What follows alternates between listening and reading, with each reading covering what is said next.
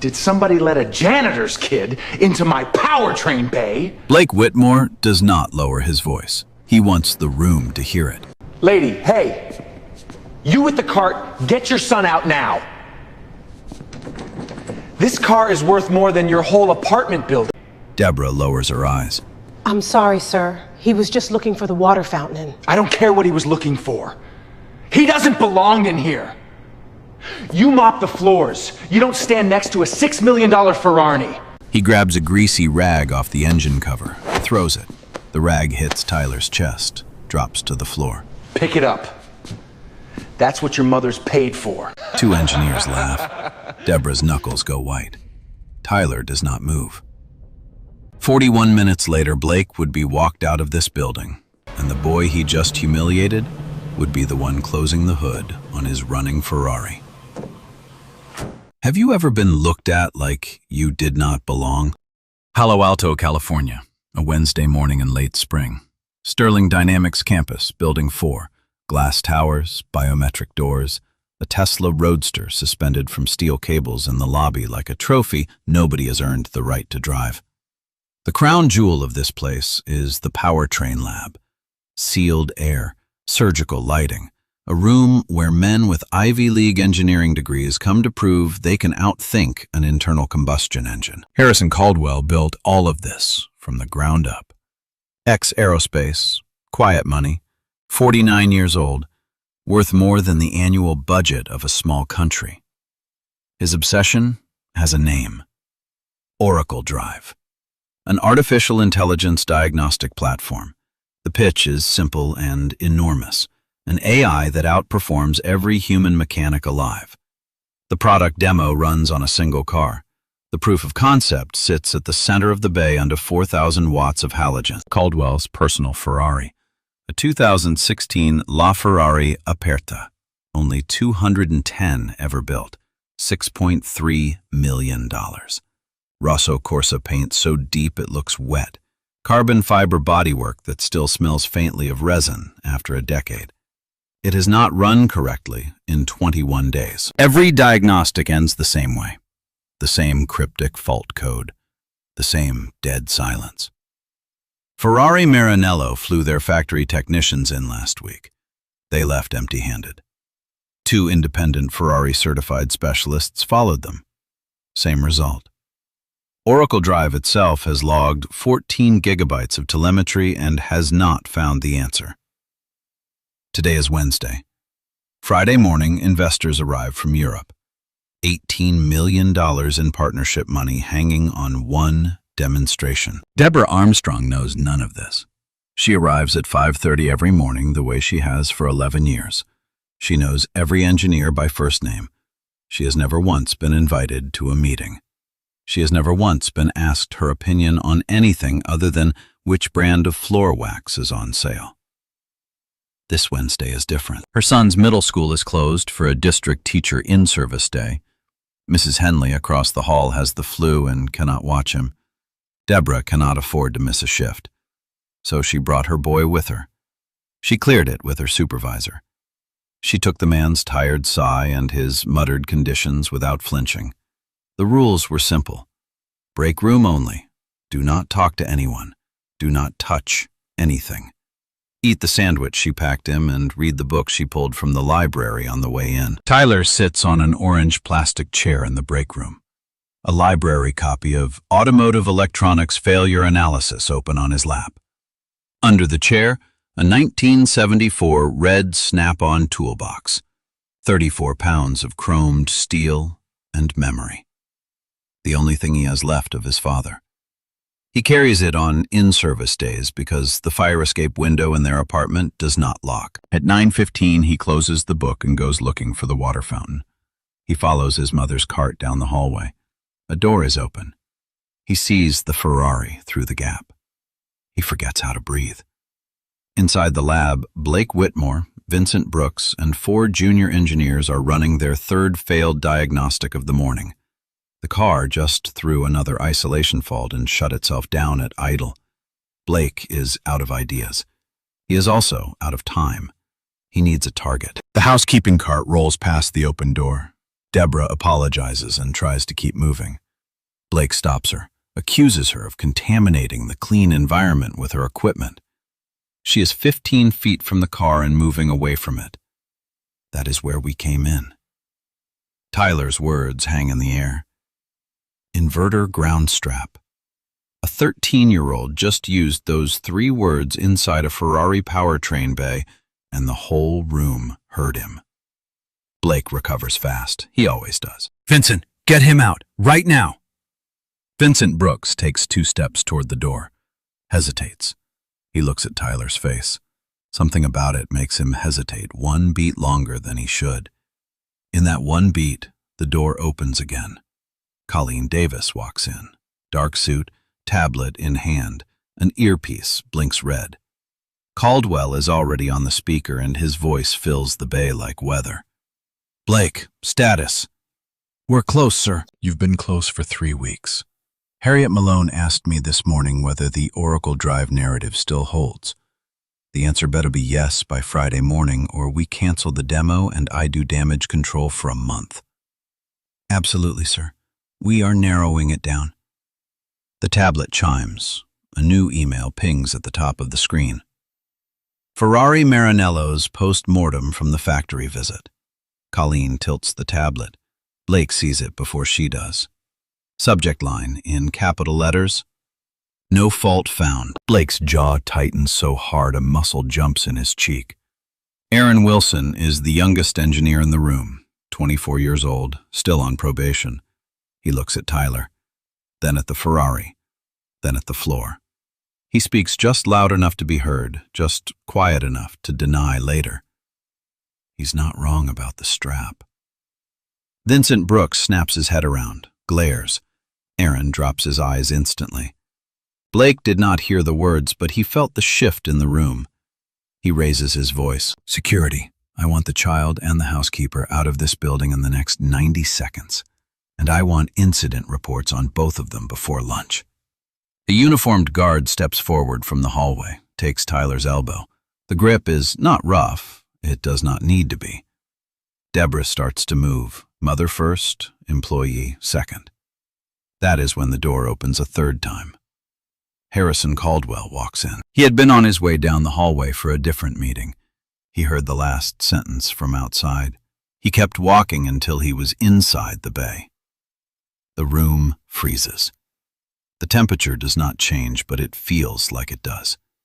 Caldwell does not look at Blake first.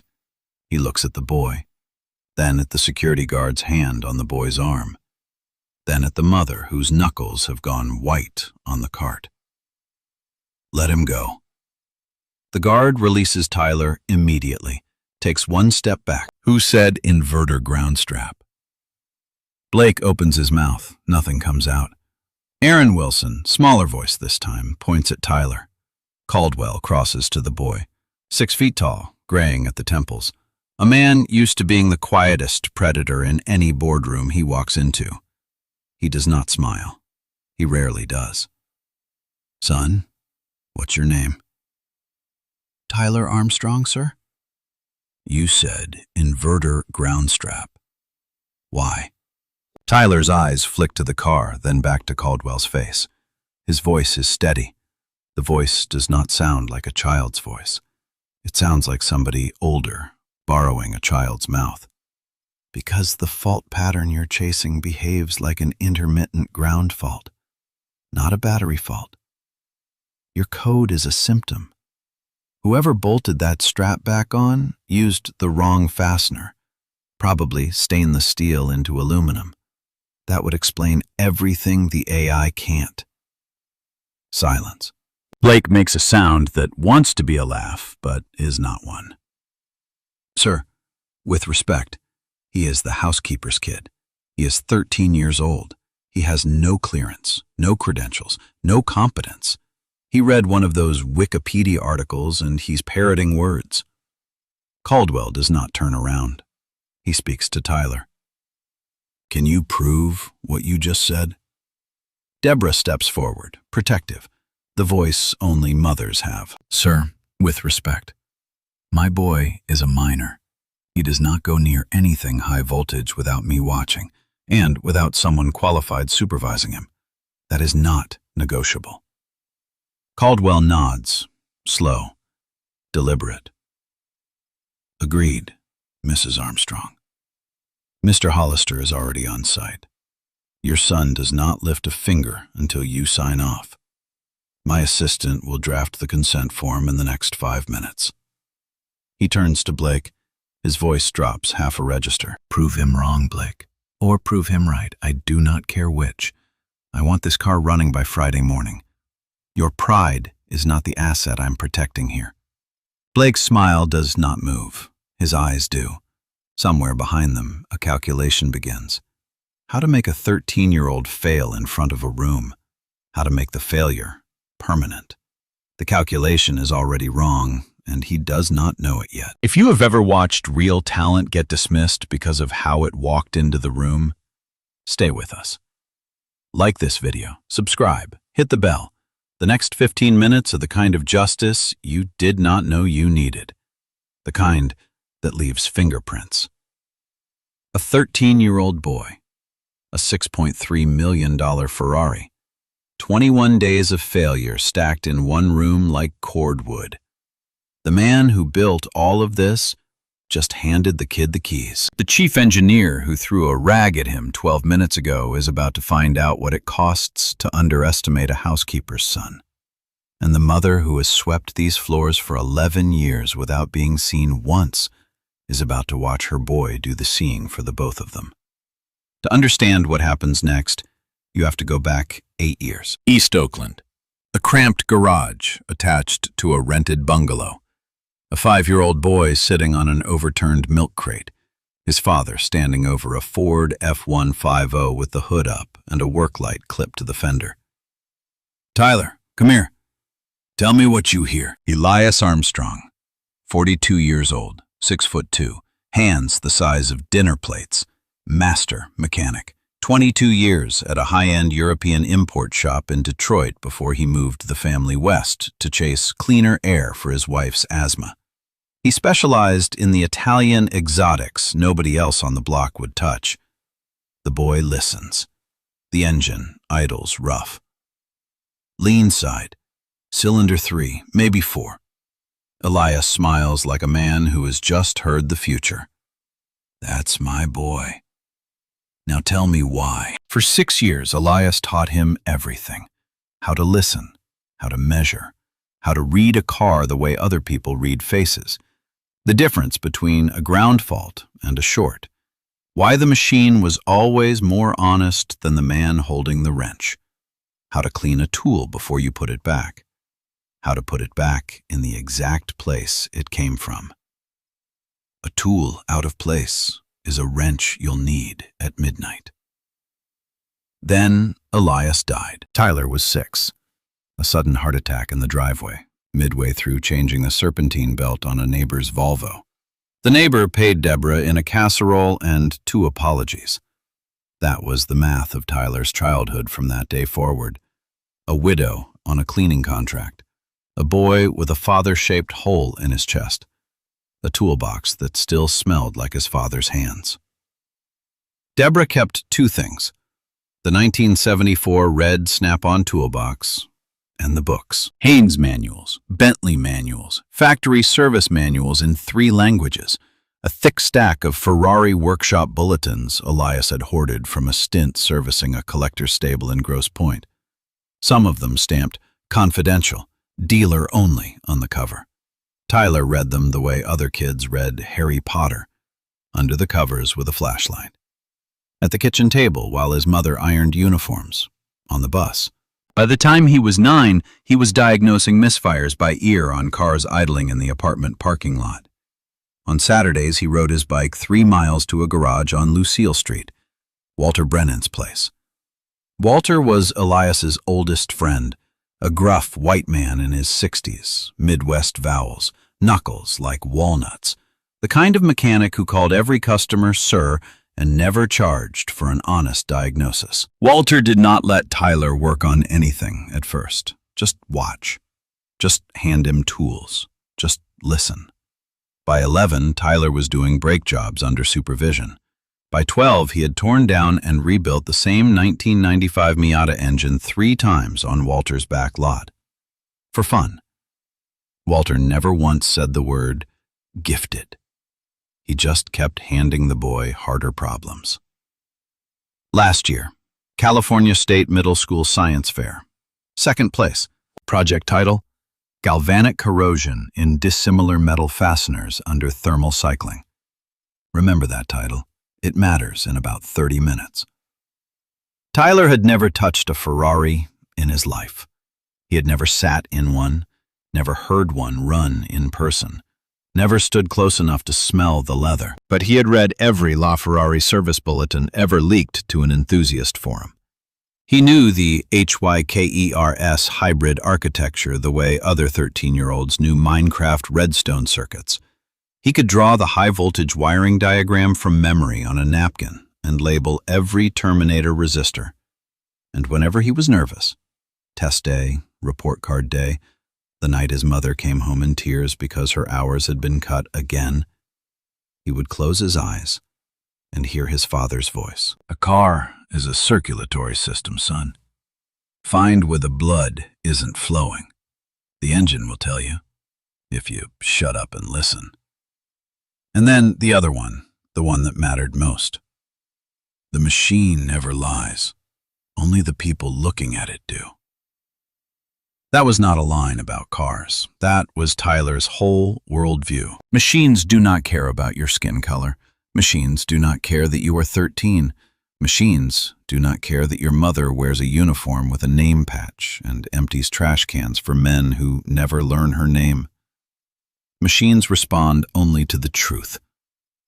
That was the first place in this world Tyler had ever been treated fairly. And now he was standing in front of a $6.3 million machine that had been lying to everyone for 21 days. Nobody in that room had shut up long enough to listen. He had. Caldwell clears the bay with a single gesture. This is what we're doing. He addresses the room like a judge instructing a courtroom. His voice does not rise. It does not need to. Every eye is already on him. The boy has 60 minutes. He produces a root cause and a proposed fix. He defends both in front of Gerald Hollister. If Gerald signs off, we execute the repair. If not, we send everybody home, and I find out Friday morning how much that costs me. Blake crosses his arms. He has rehearsed this posture in 1,000 meetings. Sir, for the record, if this child touches anything high voltage on that car, this company's liability insurance evaporates in an afternoon. He won't. Mr. Hollister performs every high voltage contact action. The boy does diagnosis, measurement, low voltage work, and mechanical torque. He is not alone with the car at any point. Mrs. Armstrong signs a consent form. My assistant is drafting it now. Colleen is already typing. Her stylus is a blur. Blake tries one more angle. He has built a career on finding the angle. And if the kid fails, I want a consequence. We wasted 45 minutes of my senior staff's time on a stunt. He's banned from campus, Caldwell says. That's your consequence. Fine. And the housekeeper's contract gets reviewed. I want no. Caldwell does not raise his voice. He does not need to. Her contract is not on the table. Try that again, and you will be. Blake's jaw works. He says nothing. The muscle in his cheek twitches twice before it settles. Caldwell turns to the full room. Since we're all being honest, here is what is actually on the line. Friday's summit, $18 million in partnership capital, European Automotive Group. Oracle Drive proves itself on this car, or it does not prove itself at all. 26 of you have jobs that depend on the answer in this bay. Silence. So, Blake, you're the chief engineer. What are your stakes in this contest? Blake hesitates. He sees the camera Colleen has now placed conspicuously on the workbench. Red light, blinking, recording. He knows he cannot look scared in front of the camera, He also knows he cannot look scared in front of the juniors who will be telling this story in break rooms for the rest of their careers. If the boy is right, I will submit my resignation within the hour. In writing. On camera. He says it because he is certain it is impossible. A 13-year-old cannot do what Ferrari Maranello could not do. The laws of the universe do not work that way. Caldwell nods once. Noted. Mrs. Armstrong, your turn. Deborah reads the consent form Colleen hands her, reads it again. Her hands do not shake. She taught herself not to let them. She signs on the line. She walks over to her son, bends to his ear, speaks so quietly that only he can hear her. Your daddy's watching, baby. You do what he taught you, and if your hands start shaking, you look at me. That's all. Tyler nods once. His hands will not shake. Not today. The door opens. An old man walks in. White hair, gold-rimmed glasses, a slight limp on the left side, souvenir of a 1998 incident with a vehicle lift gone wrong. A voice like gravel, soaked in molasses. He wears a charcoal jacket with a Ferrari Maranello lapel pin so old the enamel has worn to brass on the edges. Gerald Hollister, 80 years old, 52 years a Ferrari master technician, former head of Ferrari's North American Technician Certification Program. The man Maranello itself called when Maranello did not have an answer. Caldwell had flown him in 2 days ago on the chance it would come to this. Gerald takes in the scene in 3 seconds. The boy, the toolbox under the orange plastic chair, the Ferrari, the chief engineer with his crossed arms. He walks straight to Tyler, and then he does something nobody in that room has ever seen a man like Gerald Hollister do.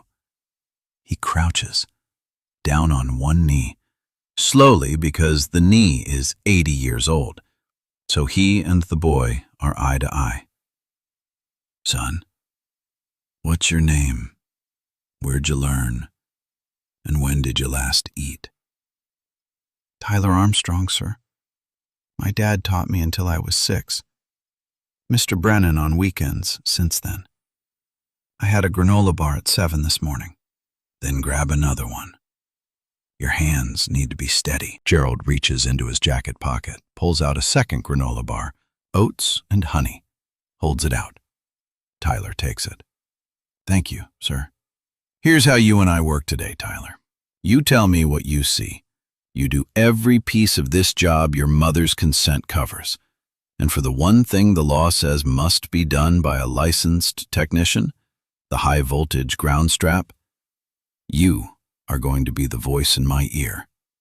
I do not touch a bolt you have not named. Are we clear? Yes, sir. Gerald stands up. His knee complains. He ignores it.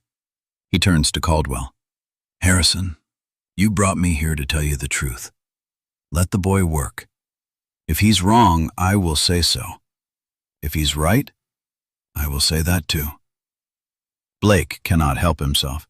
Gerald, he is 13. Gerald does not look at him. Son, I was apprenticing at 14. The gift does not check a birth certificate before it arrives. Tyler kneels down next to the break room chair, opens the 1974 snap-on chest, every tool exactly where his father left it, 7 years ago. He lays them on a clean shop towel in a row.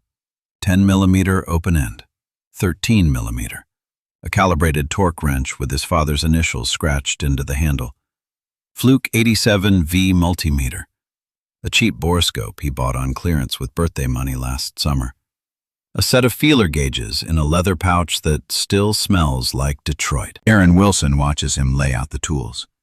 Aaron has a master's degree from Stanford. He has never seen anyone set up a workspace with that much care. Colleen Davis starts the wall clock, a digital timer, red numerals the size of a paperback. 60 minutes. The room does not breathe.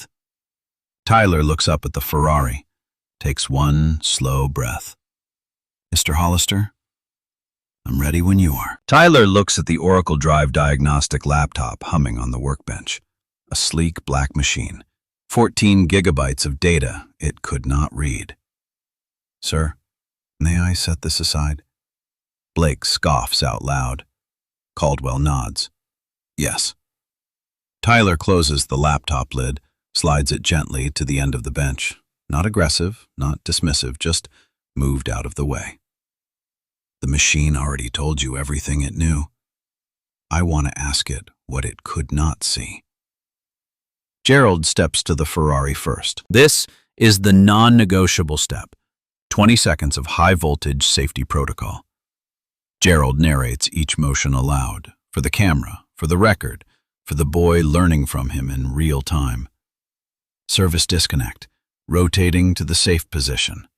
Locking, verifying 0 volts at the high-voltage test point with the Category 3 meter. Confirming again at the secondary test point. Clear. The Ferrari is asleep. Cold circuit safe. Gerald steps back. And this is the moment. Tyler does not move at first. He just looks. He takes one breath. The real kind. The kind his father taught him to take before a measurement. Slow in through the nose, slow out through the mouth. Because shaky hands lie. Calm hands do not. He walks. Past the housekeeping card his mother has been gripping for 20 minutes. Past Vincent Brooks, who will not meet his eyes. Past Blake Whitmore, who was still wearing the smirk from 10 minutes ago. The smirk is about to become the last comfortable thing on his face for a very long time. Tyler does not look at any of them. He is looking at the car. He reaches the front of the Ferrari. He is short enough that the nose of the hood sits level with his collarbone. He places both hands on the latch. Small hands. A smudge of library ink on the left knuckle. From the chapter on fault tree analysis he was reading in the break room 44 minutes ago, when he was supposed to be nobody. He lifts. The hood rises on its hydraulic struts with a sound like a long, tired exhale. The sound a machine makes when someone has finally come to listen to it. Halogen light floods the V12 bay. Somebody in the back of the room actually gasps. The world's best mechanics had stood in front of this same car for 21 days. Ferrari Maranello had stood in front of it. A 14-gigabyte artificial intelligence had stared at it without blinking. Not one of them had seen what was about to be seen, because the hood only opens for the person ready to look. Tyler leans in. He does not touch anything yet. He just looks. His eyes move the way a doctor's eyes move over a patient. Systematically. No waste. He traces the orange high-voltage conduit from the rear battery pack forward to the inverter mount. His eyes stop on the ground strap bolted to the inverter housing. It looks, to any untrained eye, perfectly fine. Tyler clamps the Fluke 87 volts across the strap, flexes it with one gloved finger. 3.2 ohms under flex. Gerald's eyebrows go up. Spec? Under 0.1. Silence. Tyler explains. Calm voice. Kid's voice. No triumph in it. Someone pulled this strap off to access the inverter, reinstalled it with a stainless bolt instead of the copper-coated fastener in the service manual. Stainless into aluminum. Galvanic corrosion. Heat cycles build. Resistance climbs. Ground reference floats. Isolation monitor trips. Car shuts down. He looks up at Caldwell. It's intermittent because it only misbehaves once the chassis temperature gets above about 82 Celsius, which is why it acts fine on a cold start and fails 30 minutes into a test drive. That is exactly his science fair project. 8 years of studying his father's manuals just walked into this bay and sat down at the head of the table. Aaron Wilson steps forward. First time his voice has been steady in 3 months. Blake told me to use the stainless bolt. Said we didn't have the copper-coated one in stock and the parts ticket was taking too long to clear. I flagged it in the job log. The flag got overwritten. Colleen writes it down, underlines it twice. Blake does not speak. Tyler wipes his hands on a shop rag. Clean rag, not the greasy one from 12 minutes ago. That's not all of it. Go on. The ground strap explains the fault code. It does not explain the vibration signature on page 4 of your Oracle Drive log. There is a harmonic between 4,200 and 4,600 RPM that shouldn't exist on a healthy LaFerrari. That's a mechanical problem, not an electrical one. Caldwell slides the tablet across the bench. Tyler scrolls, taps the anomaly. The waveform spikes in a jagged signature. He picks up the borescope, small flexible camera on a cheap wire, $59 on clearance at a big box auto parts store. He threads it behind the heat shield on the left inverter mount bracket, plugs it into the bench monitor so the whole room can see what he sees. The image loads. An 11mm hairline crack in the aluminum casting, hidden from every previous technician by the heat shield directly over it. A crack pattern, like a lightning bolt frozen in metal. Tyler speaks without looking up from the screen. The fracture only opens under load. When it opens, the inverter shifts by about 0.5 millimeter. That 0.5 millimeter stresses the ground strap we just measured, which was already compromised. This is why nobody could find the fault. It is not one fault. He looks up. It is a duet. Gerald leans in, studies the image on the monitor for a long moment, straightens up slowly. Harrison. He's right. Blake's voice cracks for the first time in the room's memory. That crack could have happened any time. You can't prove. Tyler still does not look at him. He does not need to. The casting date code stamped on the bracket is legible through the borescope. It's original to the vehicle. The crack pattern is fatigue, not impact. It has been growing for about 10 months based on the oxidation color along the fracture line, which was around the time this car had a service here. Probably one where someone over-tightened the mount bolts past the 32 Newton-meter spec. His eyes flick finally to Blake. Silence. A long one. Longer than anyone in the room has ever heard in this bay. Tyler turns to the dashboard. There's a reason your own AI missed this. Caldwell. Tell me. Somebody installed an aftermarket data logger on the chassis CAN bus, probably to siphon telemetry into Oracle Drive's training data set. But they put it on the wrong bus. It is injecting a terminator resistance that scrambles the isolation monitor's self-check loop. Your AI has been reading corrupted data for months and does not know it. It is very confidently giving you very wrong answers. He points to a trim panel on the center console. May I? Caldwell nods. Tyler pops the panel. Low voltage, safe for a minor, safe for a 13-year-old with a consent form on file. Inside, zip-tied neatly to the harness, is a small gray plastic module. Aftermarket, not a factory part. Hand-labeled white sticker on the side, 3 letters in black permanent marker. BW. The entire room reads them at the same time. Aaron Wilson breathes out. Colleen Davis zooms the camera in on the label. Tyler speaks quietly, almost apologetically. He has the tone of a boy who has been taught that calling out an adult is dangerous. I'm not here to get anyone in trouble. I'm here because my mom's school district had no school today. But you can't fix this car without pulling that module. It is the third leg of the fault. 3 faults stacked on top of each other. That's why every technician before me found one and thought they were done. He looks up at Gerald first, then at Caldwell. He does not look at Blake. Blake looks at Blake, at his own initials. At the evidence bag Colleen is now labeling with a timestamp.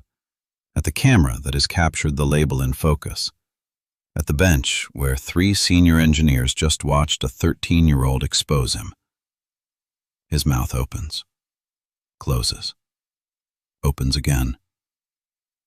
That's not my handwriting on that sticker. Aaron Wilson clears his throat. It is. I watched you label it in October. You asked me for a Sharpie.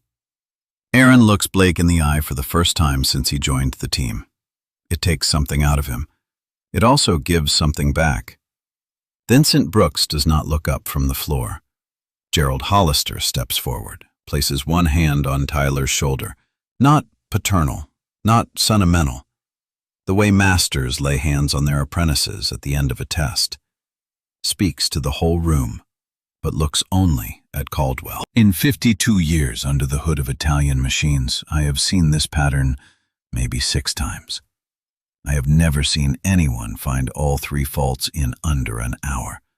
I have never seen anyone, of any age, find them without starting the car first. This is not skill. Skill is what I have. This is something skill grows into. He pauses. The room waits. I do not have another word for what this boy is. But I am not going to pretend I don't know what it is, either. Tyler does not react. He is still looking at the module in the evidence bag, already thinking about what comes next. The diagnosis is done, the work is not. Behind him, Blake Whitmore is staring at his own initials on a piece of evidence. His career is already over. He just doesn't know it yet. The clock on the wall says 31 minutes have passed, 29 left on the challenge. Plenty of time to make a dead Ferrari breathe again. Aaron Wilson is already back from the parts room with the correct copper-coated ground strap fastener. He hands it to Tyler without meeting Blake's eyes. Tyler hands it to Gerald. Chain of custody. Witnessed. Tyler goes to work. First, the telemetry module. Low voltage. Safe for him. Tyler cuts the zip ties with a small pair of diagonal cutters, disconnects the module from the CAN bus connector, lifts it out by hand, slides it into the evidence bag Colleen has already prepared with his name and the timestamp. She seals it, labels it. Chain of custody. Second, the fractured inverter mount bracket. Tyler pulls a temporary reinforcement plate from the Ferrari service bin on the far wall. He quotes the service bulletin number from memory, 31-2024-B. He positions the plate, aligns the bolt holes by eye and confirms with a feeler gauge. He torques every bolt with his father's calibrated wrench, one by one, to the exact specification in the bulletin. He calls each value out loud so Colleen's camera catches it. He tags the repair. Temporary. Do not exceed 200 miles until permanent casting replacement. He logs the recommendation in the service record. Third, the ground strap.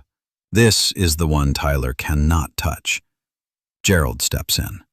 Full PPE, insulated tools, Category 3 gloves, safety glasses. Tyler stands at his shoulder. Small voice, but absolutely steady. Loosen the 13mm at the inverter side first, sir. Never the chassis side first. If you loosen the chassis side first, the strap stays energized through the body return path and we get a surprise. Got it. Disconnect. Good. Swat the stainless bolt for the copper-coated.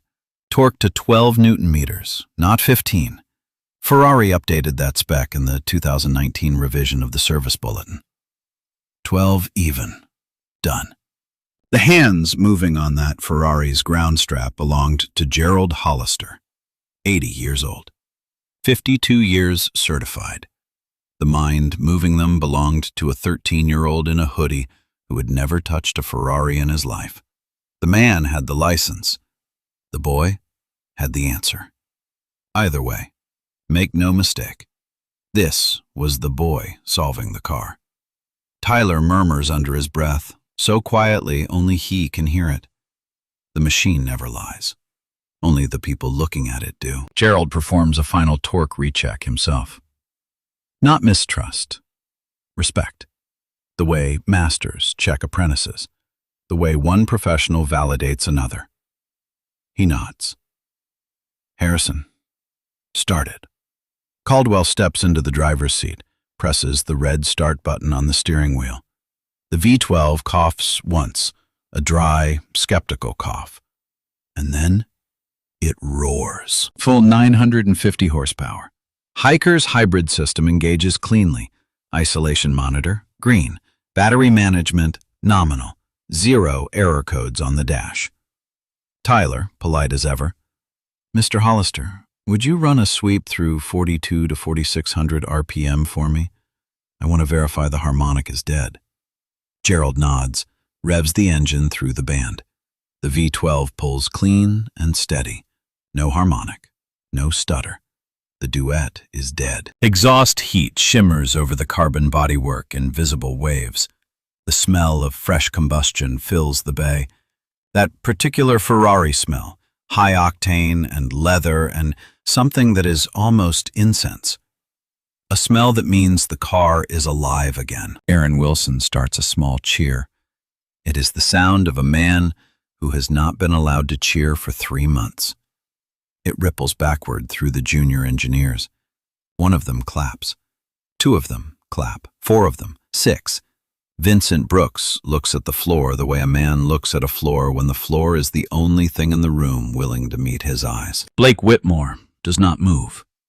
He is watching his own career end in real time, 12 feet away, through a cloud of exhaust that smells like success. Deborah Armstrong has not moved in 20 minutes. She is still gripping the handle of her housekeeping cart. Her uniform is still buttoned to the top. Her name patch still says Deborah in red thread, the kind that has been washed 1,000 times and still holds its color. She had put that uniform on at 4:45 this morning in the dark. She had buttoned it without thinking. She had put her boy's sandwich in a paper bag. She had put the library book in his backpack. She does not cry. Her shoulders drop half an inch. That half inch is the whole story. Colleen Davis looks at the wall clock, reads the time aloud into the camera. 41 minutes. First tool contact to running engine. For the record. Tyler walks to the front of the Ferrari, places both hands on the open hood, lowers it gently. The latch clicks home with a satisfying mechanical finality.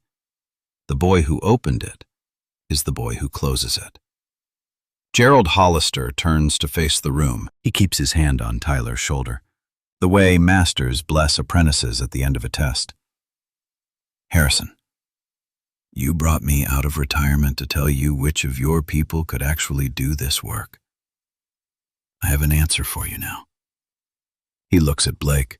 Blake looks at the floor. Mr. Armstrong here found in 41 minutes what your chief engineer couldn't find in 21 days. Partly because your chief engineer was the one who broke it. Every one of us who has ever held a torque wrench knows what that means. A pause. And he's 13. Silence like a weight in the room. So you tell me, Harrison, who belongs in this room? If you have ever been the quietest person in the room who turned out to be the only one who actually knew what was going on, hit that like button right now. Drop a comment. Tell me about the moment your proof finally landed. Tag it with #justice for the underestimated. Because this is what it looks like when it does. Caldwell does not take Tyler to a conference room. He walks him and Deborah to the shop bench. Respects the environment the boy chose.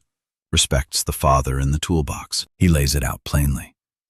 Mrs. Armstrong, your son just found something that will be in a peer-reviewed paper before the end of the year. He also saved this company from a partnership collapse on Friday morning. I am not going to insult either of you by offering him a check and a handshake. He nods at Colleen. She opens a folder. This is the Sterling Dynamics Scholars Fellowship. Full tuition, private middle school starting in September, private high school, any 4-year engineering university he gets into. Held in trust. You are the sole trustee. Deborah's hand goes to her mouth. She does not speak. Second, a formal mentorship program with Mr. Hollister. 1 Saturday a month, 4 hours, right here in this lab. You are welcome at every session. Mr. Hollister is committing to 5 years. Gerald quietly. 10, if the boy wants it. Third, a paid teen consulting agreement, age appropriate, vetted by a California child labor attorney I'm bringing in this afternoon. Royalties from the Oracle Drive version 2 paper route into the trust. Your son's name goes on that paper as co-author. He earned it. Caldwell pauses. And at 18, standing summer internship. No interview required. Come home whenever you're ready, son. Tyler does not speak. His throat does not work right now.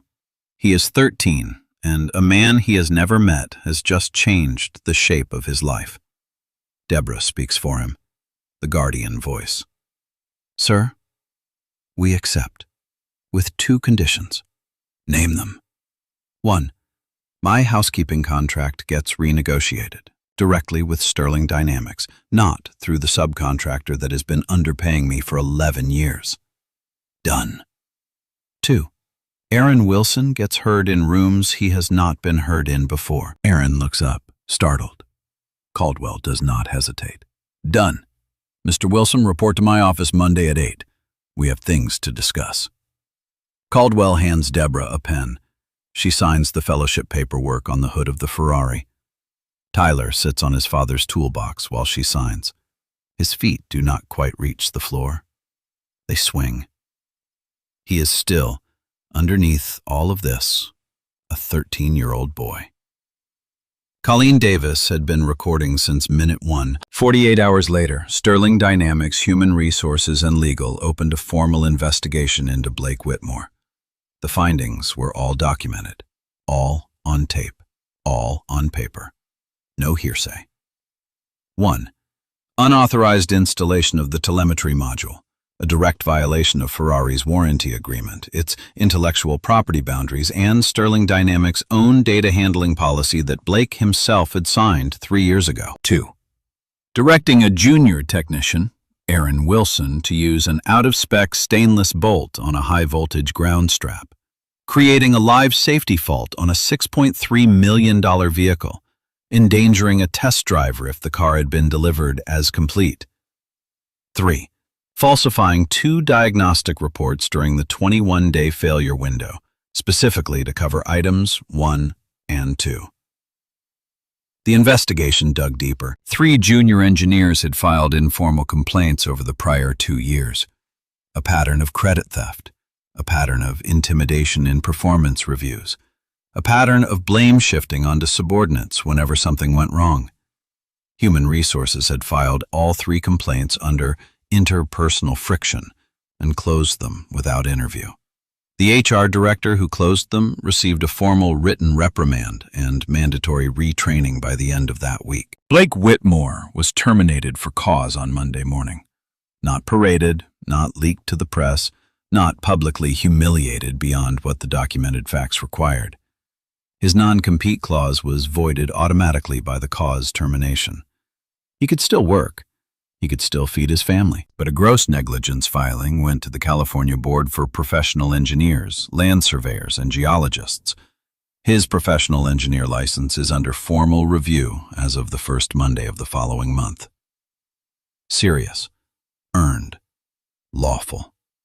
The rogue telemetry module and its data logs went to Ferrari North America's legal team.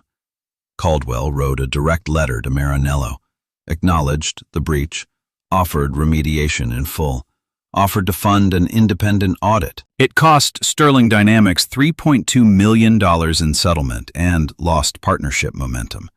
The European deal closed anyway, at a lower valuation. Caldwell considered it cheap. Vincent Brooks was demoted 2 levels, not fired. He had admitted under internal interview that he had known about the rogue module for months and said nothing. Proportional consequence. He kept his job. He lost the office. He kept his paycheck. He lost the respect of every junior engineer who had ever watched him look at the floor in the powertrain bay that Wednesday morning. Aaron Wilson was promoted. Not once, twice, within 90 days. The first promotion was on paper. The second was on the door of his new office, a small corner office with 1 window, 3 floors up from the powertrain bay. His name went on the door in the kind of sans serif font that does not come off when you change your mind. The 3 junior engineers whose complaints HR had buried were invited into Caldwell's office, one by one. Each walked out with a raise, a new reporting line, and a written apology on company letterhead. Nobody was doxxed, nobody was assaulted, Nobody was publicly shamed beyond what the facts themselves said about them. The justice was procedural, paper trail, chain of custody, formal process, lawful outcomes. That is what made it stick. That is what made it permanent. That is what made every engineer on that campus quietly read their employment contract again on the following Monday morning. 2 weeks later, Blake Whitmore was sitting at a coffee shop near the Sterling Dynamics campus, interviewing for a position at a third-tier consulting firm that did not check references carefully. The interviewer was 20 minutes late. He was on his second coffee. He was checking his phone. He was refreshing his email for a response from another firm that would never come. The LinkedIn message he had sent to his former mentor 2 days ago still said, "Read 11:32 a.m." with no reply beneath it. The 3 firms that used to call him back within the hour were no longer calling him back at all. Through the window, he saw the sidewalk. A boy walked past. Library backpack over one shoulder, skateboard under the other arm, his mother's hand resting lightly on his back. The boy was laughing at something his mother had said, a real laugh, the kind 13-year-olds have when they do not yet know what it costs to protect it. They were walking home from the first Saturday session with Gerald Hollister. Tyler did not see Blake, or if he did not show it. Blake watched them walk past the window until they were gone around the corner.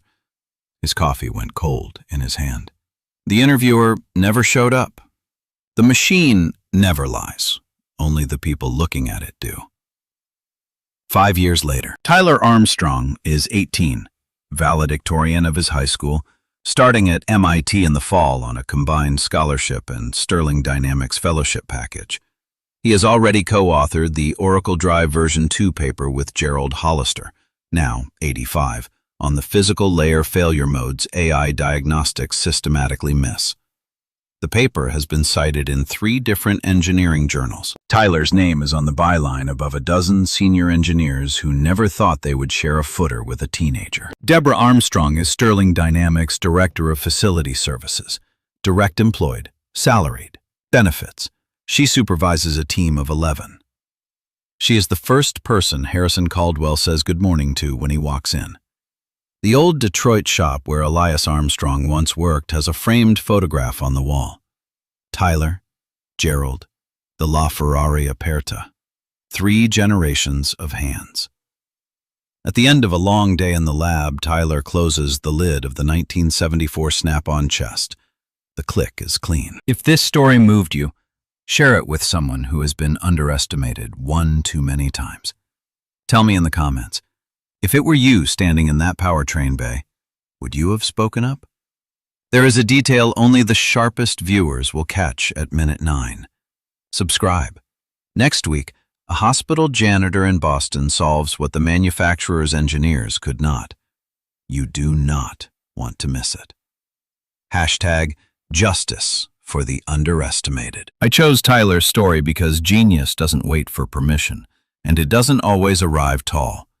Sometimes it's a 13-year-old boy with his dead father's toolbox and a library book, standing in a room that didn't want him, quietly proving that being seen is what every one of us has been waiting for.